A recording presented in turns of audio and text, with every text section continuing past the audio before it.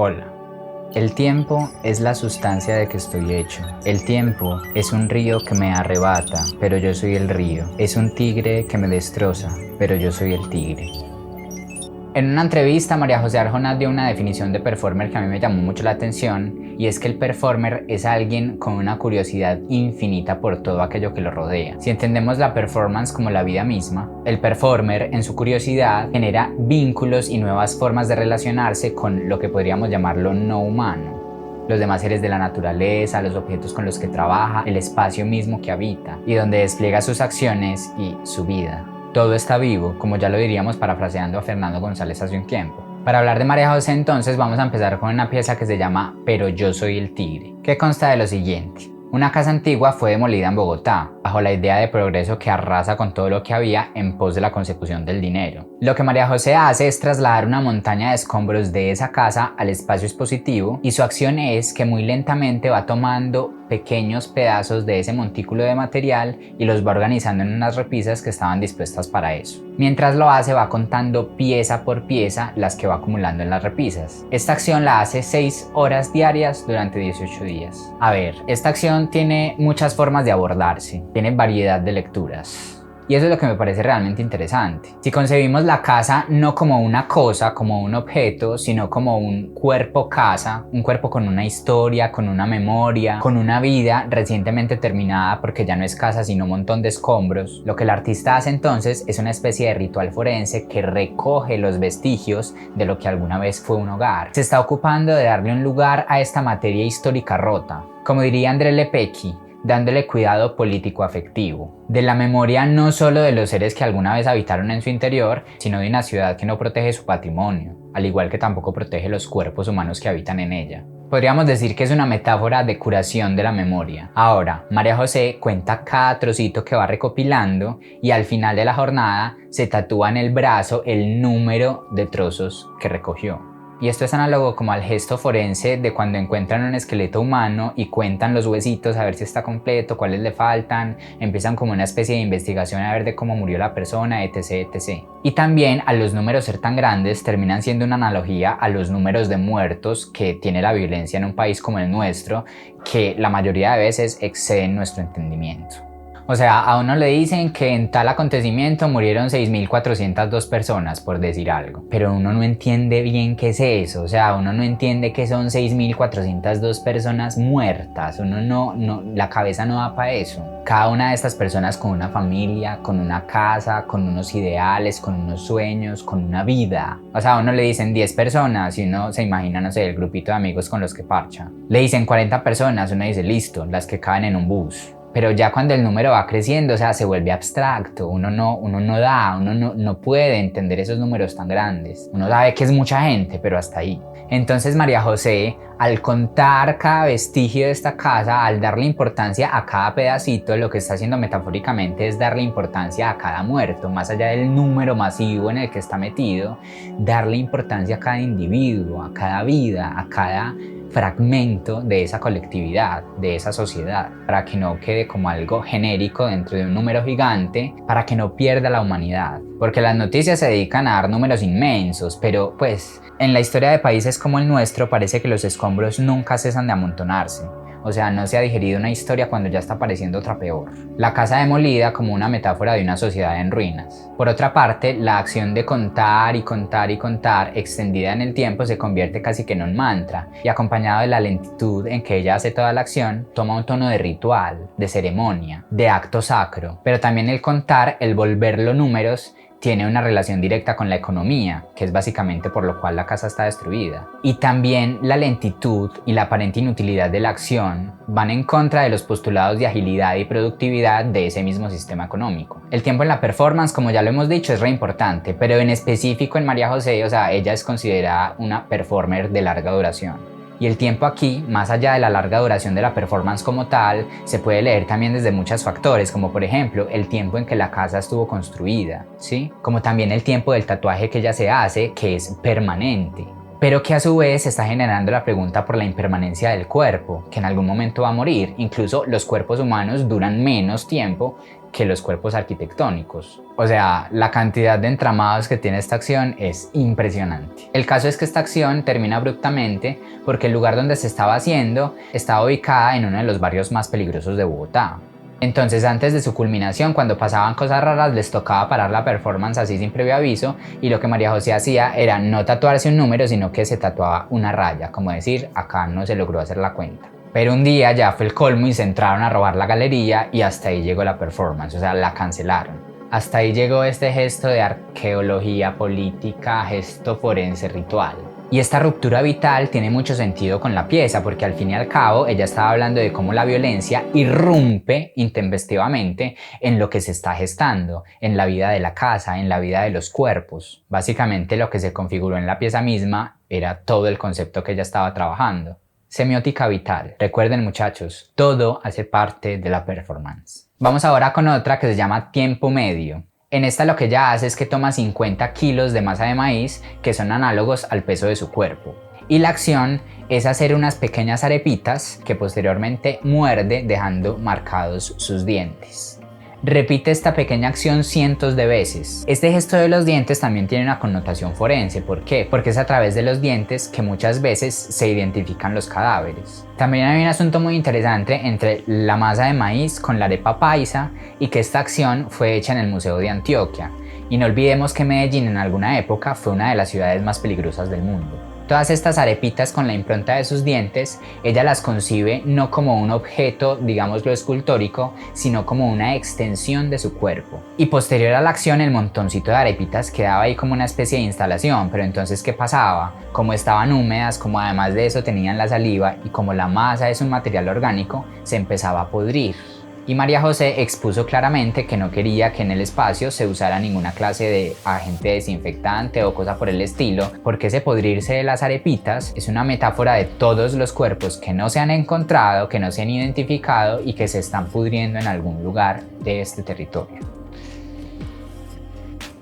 En palabras de Lepecki, estas arepitas devienen objetos semiforenses, semiescultóricos y semisagrados. Ahora vamos con otra de sus líneas performativas. Esta es como una línea de investigación que se llama avistamiento y que contiene múltiples acciones. Vamos a ver algunas de ellas. Ella empieza en busca de un águila muy específica y empieza a observar los patrones de migración que tiene esta ave. En el proceso de conocer a las personas que sabían de esta ave y de cómo era el diálogo que tenían con ella, empieza a reflexionar sobre cómo observar el mundo que nos rodea, en el volver a conectar con la belleza que siempre está ahí.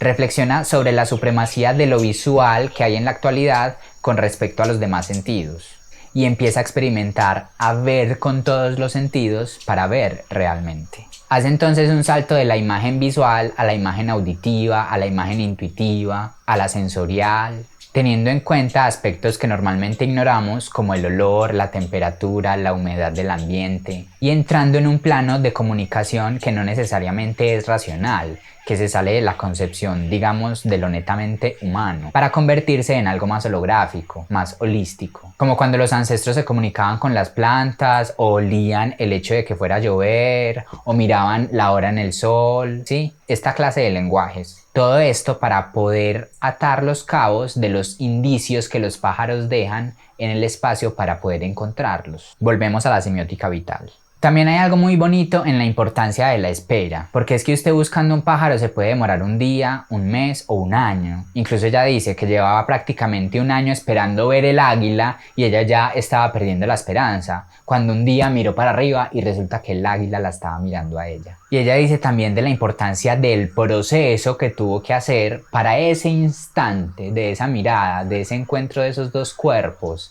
que pudo ser muy efímero, pero que tiene todo ese proceso detrás, y eso en contraposición a el efectismo y el asunto tan rápido que tenemos hoy en día, pues, de alcanzar las cosas y de creerlas ya. El encuentro entonces es maravilloso, la magia que hay en un encuentro, el miedo a la intimidad se difumina en la mirada desnuda. Y otra cosa muy interesante es que ella se pregunta por cuál es la idea de pájaro que tenemos hoy y cómo ha sido la idea de pájaro que ha tenido la humanidad durante todas sus eras. Porque digamos, hoy pájaros son los pajaritos que cantan por la mañana. Esta idea de pájaro actual aparece en el siglo XIX, o sea, de ahí para allá, ¿cuántas ideas de pájaro no había? ¿Cómo nos relacionábamos con ellos antes? Por ejemplo, las palomas mensajeras, ¿cierto? Que había una relación directa y de coayuda. Las águilas en su proceso transformador como una metáfora de renacimiento, que ellas a determinada edad tienen que romperse el pico, se empiezan a dar golpes contra las piedras hasta que sueltan su pico, se desgarran literalmente las garras y se quitan hasta la última pluma y tienen un renacimiento completo, porque si no hacen eso mueren, pero si logran hacer ese proceso viven aproximadamente 30 años más. Y básicamente en las mitologías indígenas los pájaros son mensajeros. El colibrí, por ejemplo, es un mensajero entre dimensiones. Trae y lleva mensajes, por ejemplo, con el mundo de los muertos. Las aves poseen secretos y cuando aparecen vienen a entregar esos secretos. En este proceso con las aves, ella lo que hace entonces es como tratar de difuminar una mirada antropocéntrica de las aves, no mirarlas netamente como humanos, sino tratar de generar una narrativa humano-ave y asimismo un cuerpo humano-ave. Entonces una de las acciones es que en una mesa larga hay un montón de objetos, entre ellos pájaros disecados, libros de aves, dibujos que ella misma hizo, y en un extremo hay una jaula con pájaros vivos y dentro de la jaula está su cabeza. El resto del cuerpo está afuera y ella tiene una capa larga que asemeja también como una especie de ave. La acción es estar quieta allí como un objeto más. Entonces su cuerpo deviene objeto, pero a su vez, al su cuerpo estar vivo, es como si nos estuviera recordando la vida que hay en todos los demás objetos.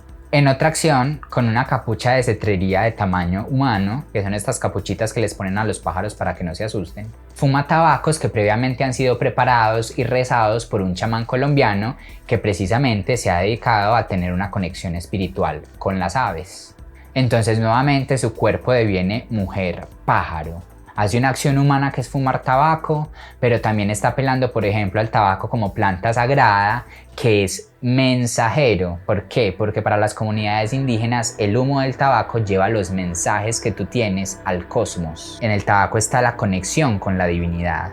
Y precisamente como lo decíamos, los pájaros son mensajeros, ¿no? A mí me encanta como todos esos entramados y todas esas lecturas todas bonitas que tienen las acciones. Y también hay una metáfora allí de una mujer pájaro que quiere migrar a otro espacio, a otro lugar donde no haya tanta violencia para consigo misma. Quizás podría entenderse la acción como ese rezo, como rezo para poder migrar, no sé. Aprende que una vez que emprendas vuelo, aunque sea solo dentro de los confines de tu cavidad craneal, comenzarás a practicar eso sin lo cual la vida no tiene sentido, la capacidad de vivir la experiencia lejos de la conformidad. En otras palabras, el vuelo como libertad. En otra acción, ella lo que hace es un tejido con cuerdas emulando los recorridos que hacen los pájaros cuando están generando su nido, que van de un lado para otro cogiendo hojitas, palitos y cositas y genera una especie de tejido con esos recorridos. Si cada fibra que compone un nido fuera analizada en un laboratorio, sería posible establecer un mapa de los lugares a los cuales fue el pájaro durante su construcción. El nido es un recorrido y a la vez un mapa. Otra acción que se llama Camine despacio constó en poner 365 huevos así paraditos. Entonces ella se acostaba, ubicaba el huevo hasta que se quedara quieta y lo dejaba y hacía un caminito con los 365 huevos puestecitos así alineados. Y otra es una escultura en piedra de un huevo que materializa Fernando Pinto. Esto me parece muy bello porque es como un ejemplo de cómo un proceso creativo puede dar infinidad de obras, incluso algunas realizadas por un artista diferente, o sea, materializadas por otro. Y bueno, estas eran las obras de las que quería hablar de María José. Esto es un brevísimo resumen de su trabajo porque realmente tiene demasiadas obras, pero el tiempo no nos daba para más. Pero yo sí quiero cerrar con algo que me parece súper lindo y es lo siguiente, una reflexión que ella hace sobre la intuición, donde dice que la intuición no es algo por allá suprasensorial o una cosa pues como metafísica, no, sino que es algo más cercano como a una lectura inconsciente o instintiva precisamente de lo que nos rodea, de los indicios que todo el tiempo están en el espacio. Una lectura que si bien se sale completamente de lo racional, de lo consciente, es de algo matérico que está ahí, ¿sí? O sea, básicamente, quien lleva muchísimos años buscando pájaros ya tiene instaurado cuáles son los indicios que están ahí. No tiene que estar así súper consciente para hacerlo. Intuitivamente dice por acá, pero es porque su inconsciente, como su lado más perceptual, lee esos indicios. Es como cuando dicen que los perros huelen el miedo. O sea, si usted va caminando por la calle y un ladrón se le está acercando, hay algo en usted, como un asunto orgánico, que puede oler ese miedo, que puede sentir que en sus gestos hay algo raro, que se acerca a usted malintencionadamente, y eso no necesariamente es racional consciente, eso es usted lo siente, ¿sí? Eso me parece que es muy interesante entenderlo como intuición. Y pues bueno, espero que hayan disfrutado el video. Seguramente más adelante indagaremos en más acciones de ella, porque es una de las performers colombianas más importantes pues actualmente. Entonces ahí nos estamos viendo. Bye bye.